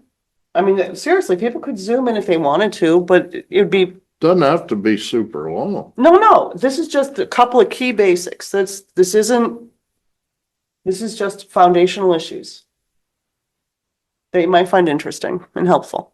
What would you think about you putting something down in writing about a little more concretely about what you will want to do and what you're looking to accomplish at this kind of a meeting? Because right now, I don't know if anybody else is, but I'm pretty confused. Okay, well, I put it in an email. The foundational issues are board docs, how to understand board docs, how to look up policies, how to research policies, how to understand drafts in the agenda. So anything that has to do with board docs, that is sort of a critical thing, like I put in the email. The other one would be discussing committees. So when you go to your very first committee meeting, you have a solid foundation of what may or may not be required. If I may. Yes. Would, my proposal for the onboarding is to give some of the foundational ideas for how the district functions, for who does what in the district, not necessarily, maybe meeting people, maybe not, but giving that really basic understanding of what is the school district, how does it work? What is the role of everything from what is the role of a school board member to what is the role of the superintendent, how budgets are built. I sent an onboarding manual copy to you, Chris, and I think I included you as well, Elizabeth. And it's the booklet that PSBA put out through all of their research and looking at really effective school boards. What are the kind of things that they do in their onboarding process? So they made this booklet out of it. And so working through that, I think will help with, I agree that understanding what committees do is really important, but I think there's a layer underneath that I would like to make sure that our incoming board members really have a solid foundation so that when they get to the point of the committees, they understand how do facilities work, who's involved in making, what is a 10-year plan, all those things that are kind of underneath and behind the committees, I think is an important set of learning opportunities so that when you get to the committees, you have a better idea of why these things are even coming up to the committee. I think they both I agree wholeheartedly with you, but I think it's important for these folks to learn how to get around them board docs For and sure, the 100%. that's committees part of it. before all that, because they're not gonna know how to look anything up. And Well, that's part of we it. had a hard commitment with that because we were handed a computer and a login and Off you go. Had to go. I'm sorry. I would agree. I think it's important, but it's important for Manny and Shelby and John and Mary. Mhm. You know, they're new, you know, we've been dealing with it for 2 years or longer. And it's our And job to that's bring why it it keeps coming up with, you're conflating things. I think that having a meeting where we just get together and express opinions about where we should be going and how we should get there, it might not be a bad idea. Okay. Mixing that with teaching the new people what the hell's going on is not a good idea. It's that simple. Well, I And agree. what I'm hearing, and maybe I'm just hearing you incorrectly, but I'm hearing you want to do them both together, and that I don't think is a good idea. No, thank you. May I just real quick? I appreciate that comment, and I heard what you said. There would be the foundational issues, especially board docs. Okay? Then before the end of the meeting, just let them know the next board retreat, these are some potential topics, and these are things coming up. One of them is we have to set goals for 2026. So just to get a little bit of feedback before we leave that day, to see what they're interested in to talk about next. That's all. It wasn't to go into a deep dive into that. So am I clear? Yes. we could all help each other out. Yeah. Like tonight, John and I came at 5:15 and I started showing him where to go to look up policies and this and that. He's pretty much got it, and anybody in here is welcome to call me at any time and ask. Mhm. If you get lost or how do I find this or that? This is up to us. And like you said, Bill, we've been there 2 years already. It's up to us to help the new folks work our way through this. But if there's no interest, that's okay. I'm just offering. Councilor. For your information, the onboarding that I had planned, the very first section, and you can see it here, the very first section is technology in the board, how Wi-Fi works across all district buildings, the district website, the email system, board docs, and then an overview of everything else. So I'm with you, right? The very first thing we need to do is make sure you are all comfortable with how we communicate. The Right. tools that we use. Absolutely. That's the first thing. And then from there, going on to some of those other things that I had mentioned. I just Have don't you- think throwing it all in 8 hours in Yeah. an 8-hour day can Great, happen. and that, perfect. I don't disagree with you at all. If you want Yeah. to break it up into 4-hour sessions Yeah, or we'll- 2-hour sessions or whatever, Yeah. I'm comfortable with that. Have you But I- set up a date for that yet, Frank, or you That's kind of still what we're trying planning to on doing figure it? out now We're trying to do it, is find spots where people are comfortable. I tried a couple of times, Yeah. but then there was some back and forth about what That's we're why we doing, put it whether on we're the doing, why we're doing it. Yeah. That's why it's on. Well, the let me, agenda. just We're gonna get this. We'll get this. to the new people, I think that the thing that we went to in Harrisburg, which presumably Dr. Redmond has modeled this after, that would be a very useful thing for all of you, and you ought to seriously consider doing that. It would be very helpful and save a lot of angst compared to what I know I went through with the others we don't want from that. 2 years ago. We don't want that. That So- item that you sent us on that, why don't you send that to everybody? I'm That way happy they to. can all read it. Sure, happy to do that. But I'd also like to see if we can set up a time, if it makes sense for our 4 new members and quite honestly, anybody else who wants to come along. If we want to chunk it out, maybe we should have that discussion now. Like, let's figure out what schedule and chunks look like, and then I can go from there. So can we all sort of agree that we want to focus on board docs and that? Why don't you find out when the 4 people that this is going to be most necessary for are available to get some training? And then Elizabeth, quite honestly, I'm pretty good at this teaching No, stuff. yes, I know you And are. so just let me do it. I know what board members need to know to be effective in their jobs. I have a whole plan for how, making sure that the board members are well prepared to serve in their roles. So if we can establish some times when everybody comes, then you turn it over to me and I'll make sure that board members have whatever they want. And again, Chris, if you want to participate and help do the training stuff, Yeah, I cool, know. let's do it. I'd absolutely do it because I know how we were when we come on. Yeah, we're not going, that's lesson Yeah, learned, that's past. lesson learned. So for the four new members, when do you want to do it and what kind of, how long do you want to spend in a session? I can work off of that. No more than 4 hours at a time. Yeah. That's great. Not I December. That's fine. No, this is I'll- your, I'll- this I'll is your do the meeting. 18th. This is your meeting. Well, Because Right. I've already talked to Dr. Redmond tonight and I also emailed her with dates and times because I have another reorganization meeting in January that I have to do because I'm the secretary and treasurer also. So, yeah. So that's why I had picked a day this month to do it because I knew that would fix my schedule. So now it's on a Saturday. It can't be during the week in January. Okay. Mhm.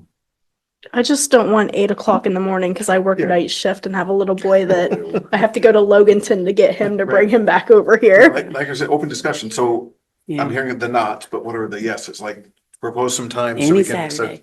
Any Saturday, is that? Any Saturday in January. Any So far, Saturday would work for me too. So like a 10 to 2? Yeah, I Well- can Let's work do with a that. couple of 10 to 2s. So looking at calendar. Unfortunately, if we do a Saturday, since I work every Saturday this month, I would have to do an evening. Does January work then? Okay, so the way my schedule works at the prison, It's hard. It's hard. it's difficult. It's a rolling schedule. So,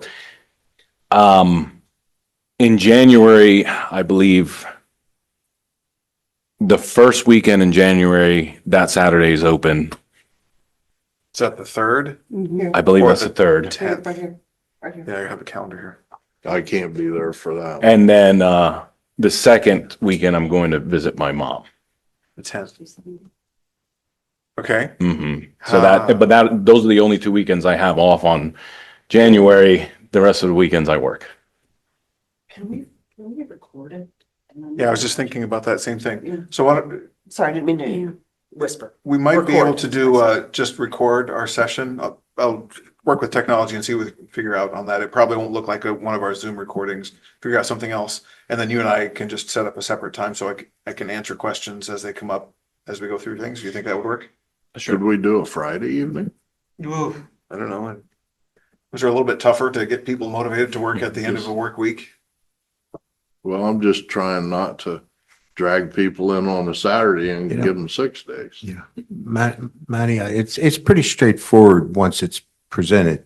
And the idea about recording, you may be able to, and then, you really have, 9 other people 5 other people you can call and ask that all of them willing to try to work with you if that's, if the scheduling's a problem.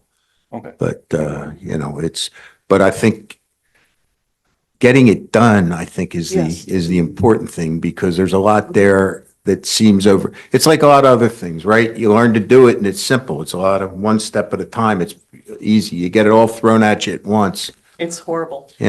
So then to be specific, then if Mandy, you and I kind of work things out separately, could we look at the 10th and the 17th of January, 10 to 2? The 10th, I won't be available. I know you won't be. So Yeah. that's what you and I can do. You and I are going to do our own thing separately Oh, okay. after the fact. Okay. And if you want Yeah. someone else there, Yeah. it's up to you. Either way, Okay? I'll get the same information either way. So, yeah. So 10 to 2 on the 10th and 17th?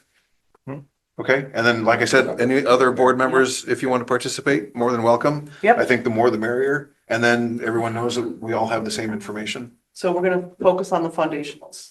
So What it's time? that booklet that I sent out, it'll be 10 that to with 2. with the 10 to specifics 2. about about our district. That sounds lovely. You Is good with everyone that, good with 10 to that? And you said the 10th and 17th? Yes. Okay. I 10th. might be able to take 10th. off for the No. 17th. 10th from I might 10 be to able to 2. get that, but the 10th I definitely won't be able to. Mm, Yeah. Sounds good. Just the 10th. Oh. Yeah, just the 10th, right? Well, We're if we splitting do, it up. splitting up 2 4-hour sessions. Oh, you want to do back to backs? Yeah. Okay, all That'll right. work for me. I'm fine with both those weekends too. And it may be that we get 3/4 of the way done on the first Saturday and it'll be a short one, or we go short on the first Saturday because we know the other, we can kind of mush around a little bit of time, but we have a 10 o'clock start time and a hard stop at 2. We might get done with much more, Okay, or we might decide to quit earlier, okay. And Dr. Redmond, if you could let me know this, please, and let the whole board know. It can be a convention, it can be a board retreat. There's different words that we can use, but just, so it's a It's a non-public meeting. training. Yeah, it's a non-public meeting, it's board training. Just gonna call it board training meeting? Yeah. Okay, So the 10th and the 17th, 10 to 2. Yes, sir. Okay. beautiful.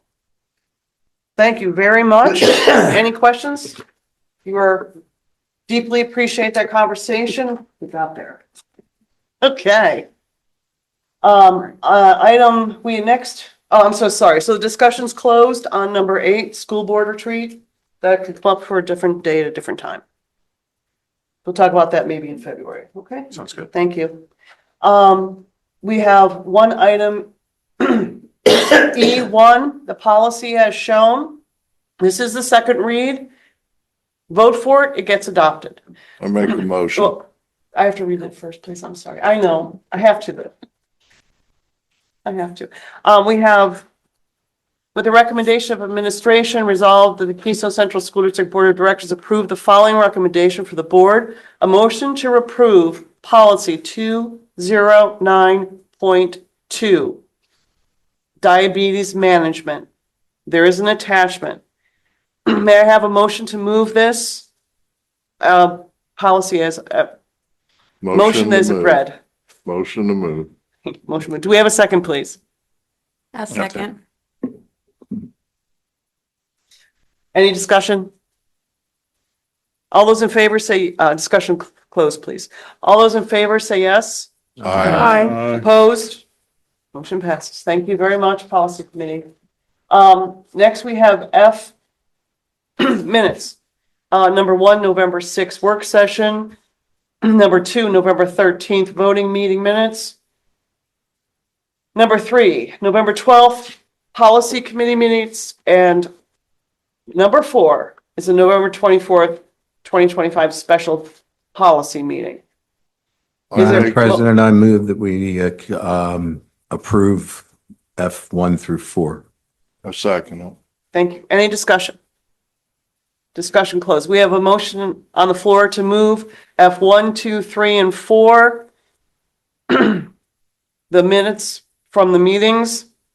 All those in favor say aye. Aye. Opposed? Motion carries. Thank you very much.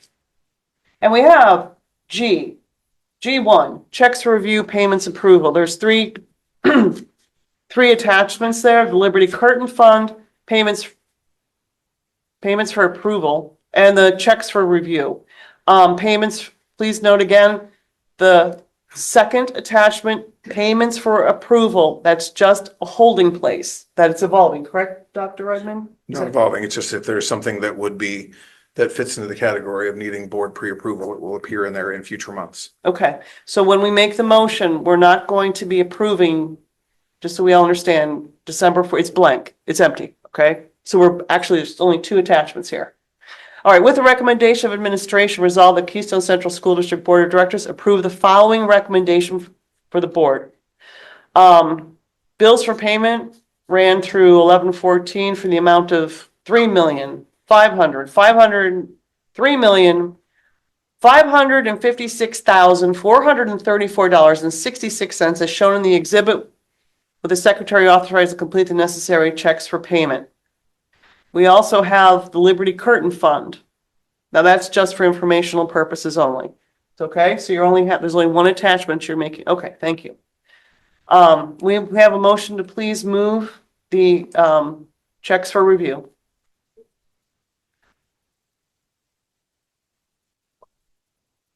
So No. moved. Okay. Is there a second? Okay. With that said, we've been through this many times, and I'm still unclear. We've been told that we don't really pass the checks for review because these are already been paid. So So to make sure that we stay on track, that we do the right thing, Dr. Redmond, do you want us to approve the checks, the items that were already bought? It's a little bit pro forma, that it's just an acknowledgement that the board has had a chance to review the payments that have been made for the previous month. But per policy 611 and the attendant state laws, that is all done in accordance with those policies and laws. So again, there are payments that have been made, and this is an acknowledgement that the board has had a chance to review them and ask any questions about them. May I a comment to that, please, sir? It might be helpful, because I had to go through this, the spiel, pardon my French, because it says to approve. So maybe next month, we'd say the word approve, just review? Yes. Yeah. Okay, thank you, because then we won't have to go through that. Mhm. Okay, so does everyone understand? These are just for review. We are not approving. Thank you. Okay, item G2. Aren't you gonna vote on that? We didn't get a second. Okay. I No, thought I heard a mumble. there was a motion to move, but not a second, and that's why I wanted to let Dr. Redmond explain again why we may want to. Go ahead, sir. I'd like to just say that I did send a list of stuff, of questions in that I didn't understand and wanted clarification, and still not heard anything. When did you send the questions? Early yesterday morning, I think. Okay, you didn't copy me in on that, so I wasn't No, aware. I send it to the business office, like we've been told to do. Yeah. If you're not getting a response in a timely manner, if you just kind of loop me in, then I can help make sure you get those responses. Okay. Are you okay? Mhm. All right, thank you so much. Apologies, I didn't see you. You wanted to speak, I apologize. G2, Verkada Guest System for All Schools. Last time we met, we had a presentation and discussion on this. Do we have a I motion? make a motion that we go ahead and purchase this out of the first PCCD grant money that was allotted for this through the Safety and Security Committee. And this is the first step in ensuring the security of our doors. We have a motion to approve the Verkada quote as presented with the total cost of $94,761. Do I have a second to move this? A second. Second. Any discussion? Is this the one they were here and talked to us last time? Yeah, this is the one Randy Zangara. Will they have we cameras talked in the about. doorways? Yeah, Is that okay? You're done? Yep. Okay, thank you Thank very you. much. Thank you. Any other comments, discussion? Okay. We have a motion to move the Verkada quote as presented for $94,761. A first and a second. I'm going to ask for a roll call vote on this. It's a contract purchase. Roll call vote, please. Ms. Bogarts, Yes. Mr. Cannon, Mr. Johnson, Yes. Ms. Kramer, Yes. Ms. Lynch, Yes. Mr. Miller, Yes. Mr. Rodriguez, Yes. Mr. Scaff, yes. Dr. Baldino. Yes. 6, 7, 8 members, yes, 1 absent. Thank you so much. Okay, item H1, personnel. Now, I have a quick question before we do this, please, sir. I just want to make sure that the board has to approve student teachers, or is that just something that the superintendent does? I mean, we're not paying them, correct? Correct. So do we approve the student teachers, or would you feel more comfortable if we did? So by policy, generally the board accepts my recommendations around personnel. Yeah. And it would take a 2/3 vote to go against that. We'd have to have a discussion about why that is. Right. So these are not employees per se, but they are folks who are coming in contact with students Okay. in the pursuit of their obtaining their teaching license. Okay, so we're included with a motion then. Okay, thank you for the clarification. Under personnel, H1, you'll see two attachments. One is the personnel page for Keystone Central School District employees, and the second is attachment for, hopefully, future teachers. May I have a motion to move the two personnel attachments as presented, please? So moved. Second? I second. Okay, thank you. We have a motion, a second on the floor to move the two attachments. The first one is the Keystone Central School District personnel list, and the second one is the student teachers December 25, 26 exhibit. All those in favor say aye. Aye. Opposed? Yes. Yeah.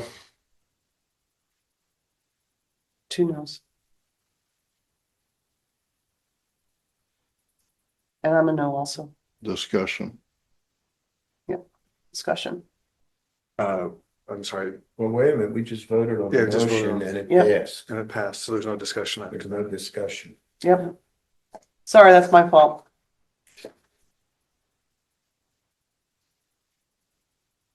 Okay.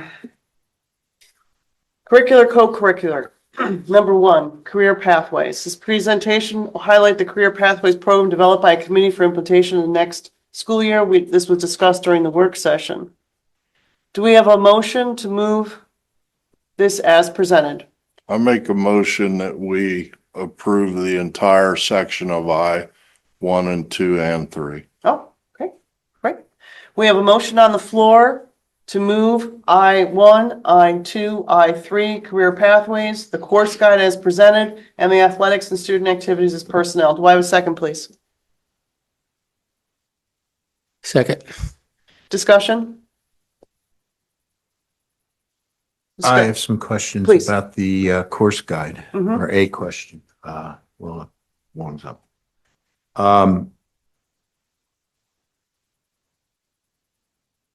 We heard the arguments on both sides the last time about pros and cons with this. And it seems like the initial problems have been resolved. So that's a good thing. And I kind of appreciate where Dr. Redmond was coming from, that could we potentially be losing people to the cyber school because we want them to actually go to school? So I understand that and I'm willing to go for that. But what concerns me is I would like I think it would be a good idea to have a follow-up on this, to let us know how we're doing in 6 months. Maybe once a semester, give us a report and say, hey, we lost this many people to the charter school, that, or we got people back, or you understand where I'm going with that? Absolutely. For your information, this is starting for next school year. So it wouldn't be 6 months, but it would be about January of 2027. So, before okay, we after got the into- first semester, yeah. So I would move to amend the current resolution to request a report every semester as to how this program's proceeding. Okay. All right. I'd like to add into this discussion, if I may, please, and I'm staying 100% objective. Bill, you brought up a very good point. This is something the curriculum committee can discuss, to decide to discuss, is when they have all these different things, the course guide, the curriculum, new software, they discuss amongst themselves. They can say, okay, we have this coming up, but we want to be able to see and something to evaluate in 3 months, 6 months, whatever that timetable must be. Because Bill brought up an excellent point. When we pass these things, it's technically the board's responsibility to decide what they want to evaluate and when they want to evaluate it. And that's something that comes up when we discuss our board goals eventually. So be that as it may, Bill wants to modify the motion. So I'd like to read the motion again, please.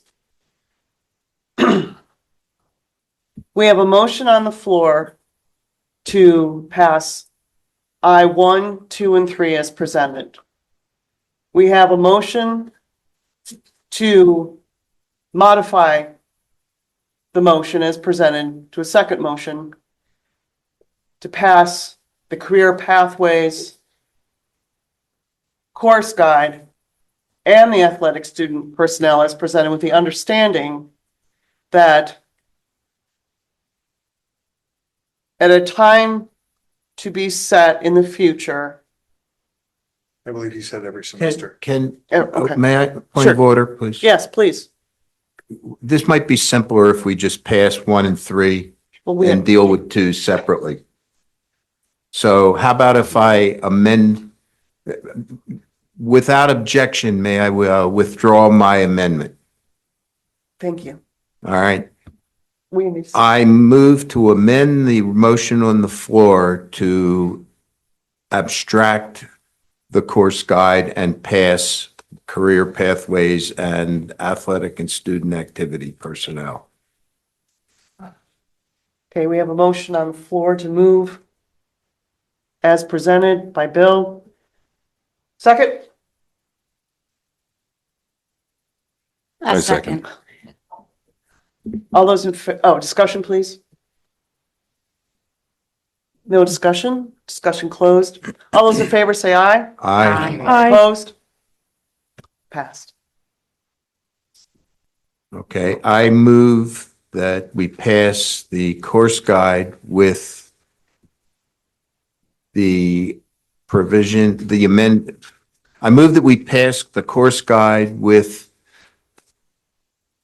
the provision that the superintendent report to the board every semester what the follow-up on that on the senior, what was it called? Senior option program is. I'm sorry to be so unclear. I should have written it down ahead of time. We'll work it out. We'll work it out. I understand what you're asking, Yeah. so that's clear. Okay, we have a motion on the floor for I-2, the course guide, to approve the course guide as presented, with a provision that the superintendent report to the board on a monthly On a basis, semesterly basis. semester basis, I'm sorry. All right, please retract that and let me start over, please. We have a motion on the floor to move item I-2, course guide, with a provision that the superintendent end of every semester gives a report to the board on the senior option program. So I have a second? I have a Nice. question. Oh, Well, we need a second first before a question. thank you. A second. Discussion, please? Is this motion you're making, Bill, just for the CTC or the whole school? The way it was presented. So- It's for the senior option. Okay. Any other discussion items? Discussion closed. All those in favor say aye. Aye. Aye. Opposed? Motion to adjourn. Do I have to second? May I have a second, please? I second. I second. Just a moment. I'm so sorry. I have a Please, sorry. comment to make. Yes, please. It's the statement to read. Over the past 6 years, I have served on this board with what I feel a lot of commitment and high integrity. And I'm proud of the progress that we've made, particularly in the areas of facilities, curriculum, school security, and other areas. However, over the past 2 years, the direction and many times the conduct of this board have become increasingly concerning to me. A persistent lack of trust toward our administrative staff has developed, reflected in repeated demands for information that has already many times been provided, an ongoing pattern of micromanagement. This approach undermines effective leadership and is inconsistent with the appropriate role of a good school board member. A board's primary responsibility is to always act, first and foremost, in the best interest of students. In my view and my opinion, that priority has been displaced by an excessive focus on cost-cutting at the expense of educational quality and student needs. While fiscal responsibility is certainly essential, it must be balanced with a clear commitment to student success. That balance, I do not feel has been maintained. Given the current trajectory of the board leadership, I can no longer serve in good conscience. Accordingly, I'm submitting my resignation effective January 1st of 2026. I'm very grateful to the administration and staff with whom I have worked very closely over the last 6 years, and I deeply respect their dedication to our students and our community. And I wish them all many, many years and continued success. Thank you. Okay, all right, so Jeff, may I ask Jeff, when did you start serving on the board? 2019. 2019, okay. A lot of miles. We have a resignation on the floor effective January 1st of 2026. The region that Jeff holds, I have the list here I have it here, Jeff, unless you have it. Region 4.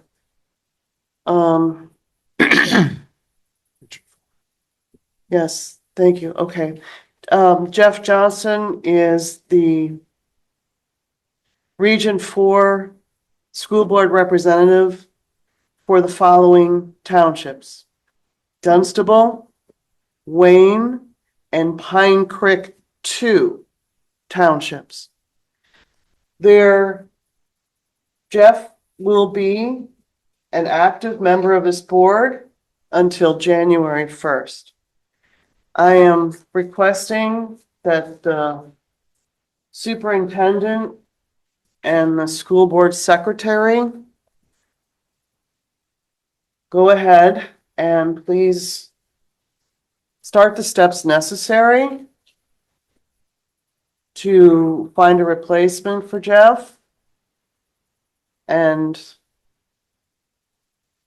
the sooner we have that information and the public knows, so we don't have to be rushed, would be lovely. We will get that out either tomorrow or early next week.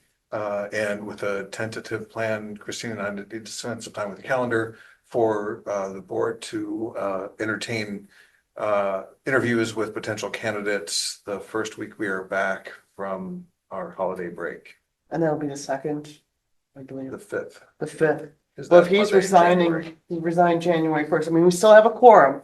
Okay, we still have a quorum, so we're fine, but And we have 30 days from the date of the vacancy Yep. to fill it. So we Mhm. have all of January Okay. by the law to fill that vacancy. So if we get on that and get any potential applicants to send information, we'll use the same process that we just did when we brought Manny on board. mhm. We'll follow very much the same process. And again, the advertisement will be in the paper with the specific dates, but we'll look to set up the interviews for that first week that we come back. So the week of the 5th of January. Okay, thank you. And then you're onboarding. On the 10th. Okay, all right. We wish you well, Mr. Jeff, and you're a board member until January 1st, so be safe. The holidays are coming up. Love your families, your friends. Thank you all very much. And to 2026, buckle up. Thank you.